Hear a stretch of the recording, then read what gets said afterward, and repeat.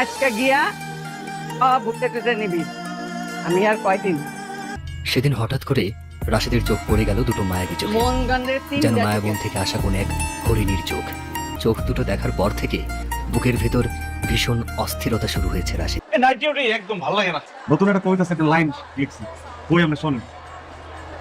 মনের কথা বলবো তোমায় হাত। একটা মেয়ে খুব সুন্দর ভেবে বলছেন কি নাম তুই থাকি জানি না, স্টেশনে দেখছি আজকে কয়লা দেখলেন, আগেও দেখছি তার মানে হলো এই মেয়ের বাড়ি কনফার্ম আশেপাশে কোনো গ্রামের মধ্যে। কালকে এই মেয়ের পরে কাউন্টার আমি সামলাবো। মতিনের কথা মতন খুঁজতে বের হয়ে পড়ল রাশেদ।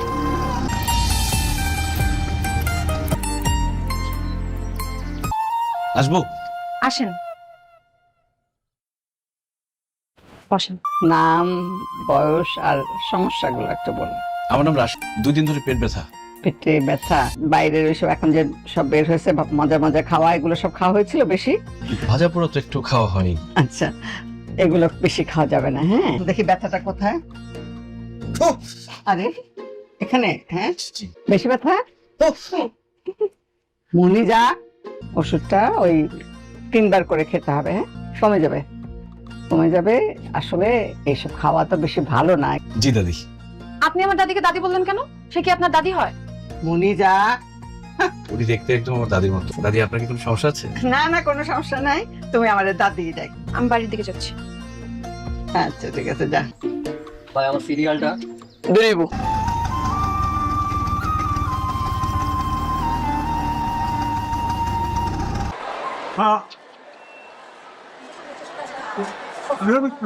সুখবর আছে? খোঁজ পাইছেন না? ওই থাকে না, কি নাম? মনিজা। আজকে তো শুধু নাম জানলাম। শোন, ভালো লাগা শুরু হয় চোখ থেকে, আর সেটা জায়গা করে নেয় মনে। আসসালামু আলাইকুম। ওয়ালাইকুম আসসালাম। আসো ভাই, ভালো আছো? দাদি, এটা আপনার জন্য। আমার জন্য আবার কিসের? দাদির কাছে এসেছি, খালি হাতে কি আসা যায়? পেট ব্যথা কমছে জি। তো? তাহলে কেন এসেছেন? জি, রমিজা, শরীরটা একটু গরম গরম, জ্বর জ্বর। দেখি তো। না, এই সিজন চেঞ্জ তো, অনেক কিছু এরকম খারাপ লাগে। এই রমিজা, দাদি, ওই যে উপরের তাকে থেকে জ্বরের ওষুধটা বের কর।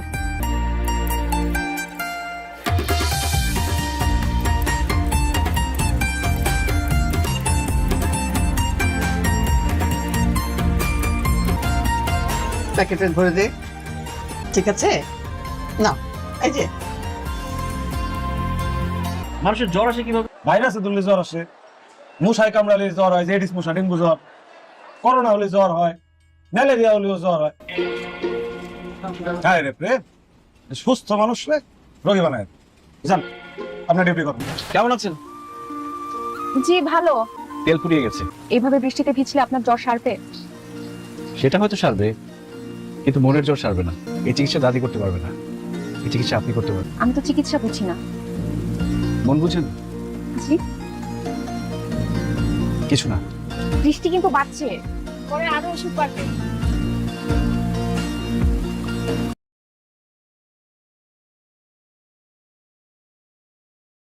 দাদি, তুমি কি মনের অসুখ বুঝো? বুঝবো না কেন? তোমার কাছে কি মনের অসুখ সারানোর ওষুধ আছে?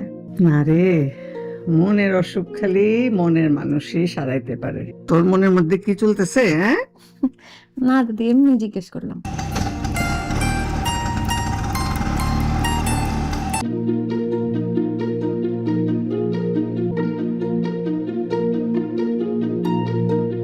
বাড়িতে কেউ আছেন? চেম্বারটা বন্ধ, স্টেশনে কয়েকদিন ধরে যাচ্ছে। দাদি একটু অসুস্থ। কে আসছে রে মনিজা? দাদি, ওই ছেলেটা কোন ছেলেটা? যার কিছুদিন পর পরই জ্বর আর পেট ব্যথা হয়। ভিতরে আসতে বল। আপনার শরীরটা এখন কেমন? এখন আল্লাহর রহমতে ঠিকঠাক আছে। জ্বরের অবস্থা কি এখন? না দাদি, জ্বর সর্দি কিছু না। কেন, সমস্যা না থাকলে কি আসা যাবে না? কত আপনের মতো কথাটা বললা। গত 2 দিন আপনার চেম্বারে গিয়েছিলাম, দেখলাম তালা দেয়া। বসে রয়েছিস কেন? একটু নাস্তা পানির ব্যবস্থা কর, না না দাদি, অন্তত একটু পানি তো মুখে দিবা। ঠিক আছে তাহলে পানি দেন। এই বাড়িতে আপনারা দুজনই থাকেন? হ্যাঁ ভাই, ওর বাপ মা খুব ছোটবেলায় অ্যাক্সিডেন্টে মারা যায়। তোমার বাড়িতে কে কে আছে ভাই? গ্রামের বাড়িতে আম্মা থাকেন, আমি একাই থাকি। একা কেন? একা কেন? আমরা আছি না এখন তোমার আপন।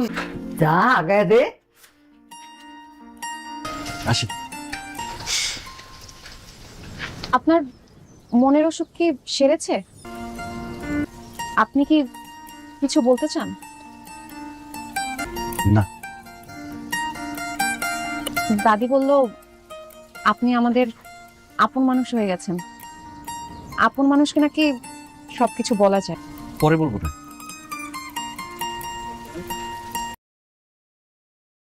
সে সামনে এসে বলতেছে আপনি কি আমাকে কিছু বলবেন, আপনি কি করলেন? না, আমার শরীর হাত পা মনে হলো যে রক্ত জমে গেছে, আমি কথা বলতে পারছিলাম না। মানুষ মনের কথা কত ভাবে কয়, মানে মুখে কথা না বললে কেউ তো চিনি তাহলে। দাদি আসসালামু আলাইকুম। ওয়ালাইকুম আসসালাম। কেমন আছেন? আচ্ছা, আল্লাহর মতো এখনো পেটের ব্যথা জ্বর সব ঠিক হয়ে গেছে তো? দাদি মনিজাকে দেখছি না। মনিজা ওর একটু গঞ্জে পাঠাইছি, ওষুধ টষুধ শেষ হয়ে গেছে, আনবে আর। তো তোমার শরীর ভালো আছে? ব্যথা কমেছে? জ্বর? জ্বর জ্বর রাতে রাতে জ্বর আসে, হুম? চোরা জ্বর। ডোজ পাল্টায় অন্য ওষুধ দিচ্ছি আমি। ওনার মধ্যে দেখো পিছনে সবুজ বুকালা। ওই ছেলেটা আমার চেম্বারে আসছিল। তো আমি কি করব? যাওয়ার আগে না আমাদের বললো যে ও যে আসছে কথাটা যেন তোরে আমি জানাই। সেই ইচ্ছা করে মিথ্যা কথা বলে বলে বারবার চেম্বারে আসে। সেটা আমিও বুঝি, বুঝছিস? আমার মনে হয় ও মনে মনে তোরে খুব পছন্দ করে। আমারও না ওনার জন্য মনের ভিতর জানি কেমন কেমন করে। ওরে আমার বুক, চাইলে দুইজনের মনের কথা জানায় দে, তখনই তো সব অসুখ ভালো হয়ে যাবে। হ্যাঁ, সব ওষুধ গুলা ঠিকঠাক জায়গায় গুছিয়ে রাখ। আপনার সামনে গেলে আমি বোবা হয়ে যাই, তাই চিঠি দিলাম। আপনার ভালোবাসাই পারে আমার সব অসুখ সারিয়ে দিতে। আপনার ফিরতি উত্তরের অপেক্ষায় আপনার রাশেদ। দাদি, কি চিঠি কে দিয়েছে? রাশেদ? তো তুই তোর মনের কথা জানাই দে। সামনাসামনি গিয়ে কথা বলতে তো। তুই লিখে জানা তোর মনের কথা।